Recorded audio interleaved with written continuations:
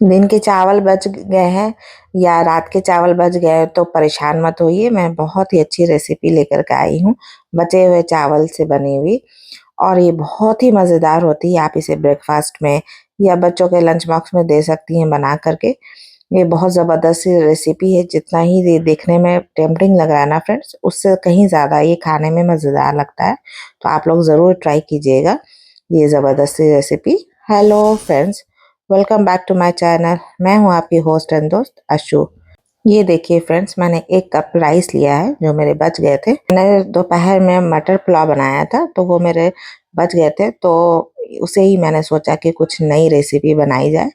तो यहाँ पे देखिए मैंने एक बाउल में इसे ट्रांसफ़र कर लिया है और उसमें मैं कुछ इंग्रेडिएंट्स ऐड करूँगी और एक मज़ेदार सा बनाऊँगी रेसिपी। जिसके लिए मैंने यहाँ 5 चम्मच सूजी ली है जिसे मैंने बारीक ग्राइंड कर लिया है। बिल्कुल, अगर आपके पास छोटे दाने वाली सूजी है तो आप उसे बारीक करने की ज़रूरत नहीं है, और लेकिन मेरे पास बड़े दाने की थी तो इसीलिए मैंने इसे ग्राइंड कर लिया। और यहाँ पे मैंने बेसन लिए हैं 3 चम्मच। तो इन सारी चीज़ों को हमें चावल में अच्छी तरह से मिक्स कर लेना है। अब इसमें ऐड करेंगे हम पानी। तो पानी मैंने यहाँ पे लिया है 1 कप जैसा। उसे हमें डाल लेना है ताकि जो सूजी है ना फ्रेंड्स वो अच्छी तरह से फूल जाए। तो हमें ज़्यादा पानी नहीं डालना है, इतना ही डालना है कि सूजी इसमें फूल करके रह जाए। तो हमें इसके लिए इसे 10 मिनट के लिए रेस्ट पे रखना पड़ेगा। तो यहाँ पे जब सारे चीज़ मिल गए हैं पानी में, तो इसे मैंने ढक करके थोड़ी देर के लिए रख लिया है, करीबन 10 से 12 मिनट के लिए।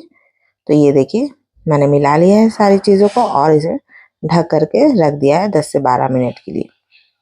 10 से 12 मिनट हो चुके हैं और ये देखिए सूजी अच्छी तरह से फूल गई है। तो टेक्सचर थोड़ा सा गाढ़ा हो गया है, तो हमें थोड़ा और पानी इसमें ऐड करना होगा। अच्छी तरह से हमें पानी को मिला लेना है। उसके बाद इसमें मैं ऐड करूँगी 1/4 टीस्पून जिंजर गार्लिक का पेस्ट और थोड़े से नमक मैंने इसमें ऐड किया है। अनियन मैंने छोटे साइज़ की 1 लिया है जिसे मैंने बारीक कट कर लिया है, और टमाटर भी मैंने 1 लिया है, इसे भी मैंने अच्छी बारीक कट कर लिया है। थोड़ी सी धनिया की पत्तियाँ ली हैं और 2 हरी मिर्च को भी बारीक कट करके डाल दिया है। थोड़ा सा 1/4 टीस्पून मैंने इसमें ज़ीरा ऐड किया है और इन सारी चीज़ों को बैटर में मिक्स कर लेना है अच्छी तरह से। नमक आप अपने अंदाज से दीजिएगा क्योंकि चावल में पहले से नमक रहते हैं। यहाँ पे चिली फ्लेक्स मैंने 1 चम्मच ऐड किया है। अगर आप चिली फ्लेक्स नहीं डालना चाहती तो आप इसे स्किप भी कर सकते हैं। देखिए फ्रेंड्स, मैंने यहाँ पे छोटा सा पैन लिया है ताकि इसी साइज़ का हमें बनाना है। तो उसे मैं गार्निश कर रही हूँ तेल से। चारों तरफ अच्छी तरह से हमें इसमें तेल लगा लेना है। उसके बाद जो बैटर हमने बना के रखा है उसे डाल देना है। तो फ्लेम यहाँ पे बिल्कुल लो रहेगा, हमें धीमे-धीमे आँच में इसे कुक करना है। अगर फ्लेम हाई रहेगा तो नीचे की सतह जल जाएगी और ऊपर वाला जो पोर्शन है वो कुक नहीं होगा। तो इसे ढक कर के मैंने कुछ देर के लिए कुक किया है। ये देखिए एक तरफ से अच्छी तरह से कुक हो चुका है, तो दूसरी तरफ भी मैं यहाँ पे ऑयल लगा रही हूँ ताकि जब मैं इसे पलटूंगी तो ये पैन में चिपकेगा नहीं। तो अच्छी तरह से हमें इसमें ऑयल लगा लेना है।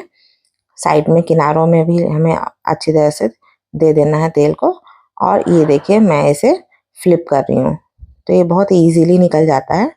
और ये देखिए कितना ही खूबसूरत सा इसका नीचे का बेस बन करके तैयार हुआ है। और इसी तरह बिल्कुल लो फ्लेम पे ढक करके हमें दूसरे साइड भी कुक करना है। अगर आपको फ्रेंड्स लगे ना कि जलने का डर है तो आप फ्लेम को ऑफ भी कर सकते हैं और ये भाप से यानी कि स्टीम से भी कुक हो जाएगा। तो ये देखिए इस तरह से अलट पलट करके हमें इसे कुक कर लेना और ध्यान देना है कि फ्लेम लो रहे और अंदर में पूरा ये कुक हो जाना चाहिए। तो ये देखिए मैंने ये तैयार कर लिया है एक। इसी तरह से हमें दूसरा भी बना लेना है। मैं फिर से इसमें ऑयलिंग कर रही हूँ और उसके बाद मैंने इसमें बैटर ऐड कर लिया है।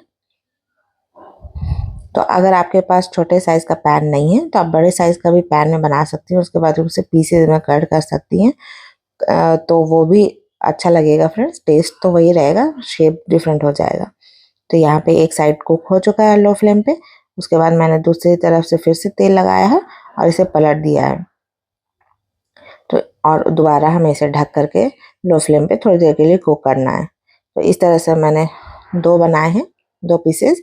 और उसे बीच से कट कर लिया। तो ये देखिए कितना ही खूबसूरत भी लग रहा है और खाने में तो इसका मज़ा मतलब मैं बता नहीं सकती हूँ। जब तक आप लोग बनाएंगे नहीं आप लोग को पता नहीं चलेगा कि ये खाने में कितना ही मज़ेदार लगता है फ्रेंड्स। तो आप लोग ज़रूर इसे ट्राई कीजिए। आप इसे ब्रेकफास्ट में भी बना सकते हैं या फिर बच्चों को लंच बॉक्स में दे सकते हैं। और अगर आप लोग मेरे चैनल पे पहली बार आए हैं फ्रेंड्स तो प्लीज़ इसे सब्सक्राइब कर दीजिए और लाइक एंड शेयर कर दीजिए मेरी वीडियोस को अपने फैमिली एंड फ्रेंड्स में।